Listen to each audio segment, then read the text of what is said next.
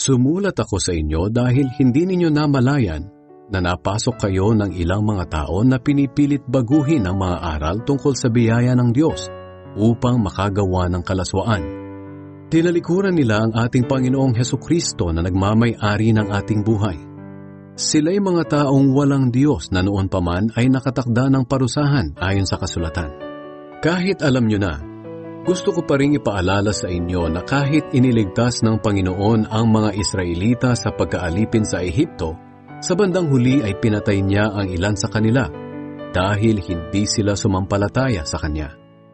Alalahanin niyo rin ang mga anghel na hindi na natili sa dati nilang kalagayan, kundi iniwan ang kanilang lugar.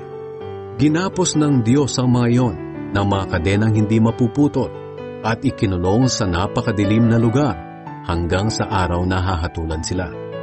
At alalahanin niyo rin ang nangyari sa Sodom at Gomora at sa mga kalapit na bayan nila.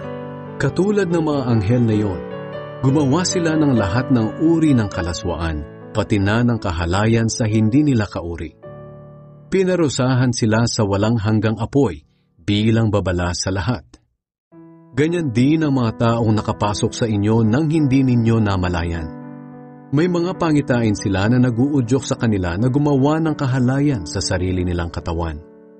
At dahil din sa mga pangitaing iyon, ayaw nilang magpasakop sa kapangyarihan ng Panginoon at nilalait nila ang mga makapangyarihang nilalang.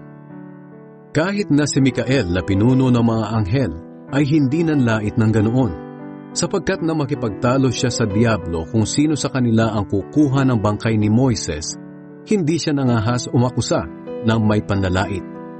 Sa halip sinabi lang niya, "Sawayin ka ng Panginoon." Pero ang mga taong ito'y nanlalait sa mga bagay na hindi nila naiintindihan. Tulad ng mga hayop na hindi iniisip ang kanilang ginagawa, wala silang ibang sinusunod kundi ang likas na damdamin nila na siyang nagdadala sa kanila sa kapahamakan. Nakakaawa ang sasapitin ng mga taong ito dahil sinunod nila ang ginawa ni Cain. Tinularan din nila si Balaam dahil kahit alam nilang mali ang ginagawa nila, patuloy pa rin nila itong ginagawa dahil nasilaw sila sa salapi. At tulad din ni Korah, naghihimagsik sila laban sa Diyos, kaya sila ay parurusahan ding tulad niya.